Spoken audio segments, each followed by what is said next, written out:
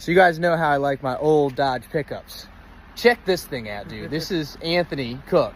It's a 12-valve Cummins. And the cool thing about this one is that he runs it completely on recycled homemade diesel fuel, right? Yep, it's a mix of used motor oil and stale gasoline, but it could be anything oil-based, like nail polish remover, brake fluid, gear oil. It does not matter. Dude, and you've been on the road for like a month now, right? Yeah, I've done so far about 2,700 miles. And how many gallons of your homemade diesel fuel have you burned in this 12-valve Cummins, in this truck, doing that many miles? I believe about 125 gallons so far. This thing has made it all those miles, and you haven't paid a cent for diesel fuel. Like, this whole tank was only about, I think it was $2 out of pocket to mix it all. Wow, that's crazy. And what kind of mileage did you say you were getting in this thing? If I wasn't towing the trailer, if it was just the truck by itself, I get about 25, 26 miles per gallon. Right, that's what I was meaning. So, like, that's what you average is about 25, 26. Yes, right now, this whole trip, I've been getting about 20 miles per gallon. Sick. So this is just a regular 12-valve Cummins diesel, like the same one I have in my green truck, and the same one they put in boats.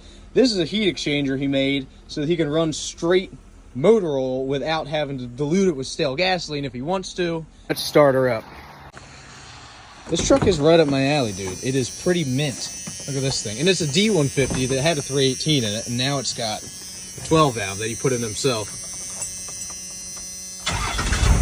Wow. Fires right up.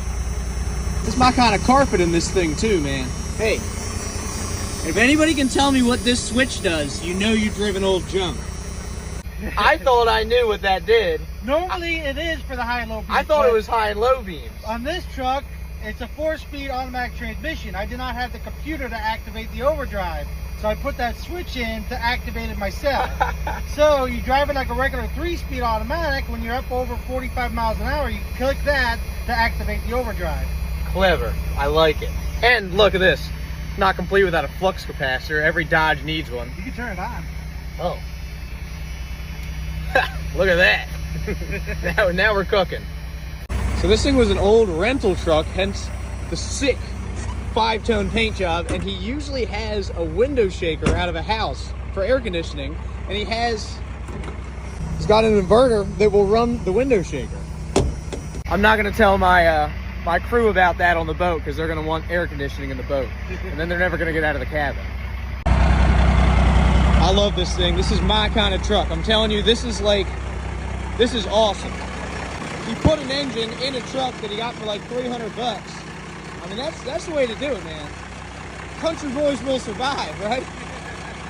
This was the jumper on old military vehicles and PennDOT trucks. Huh.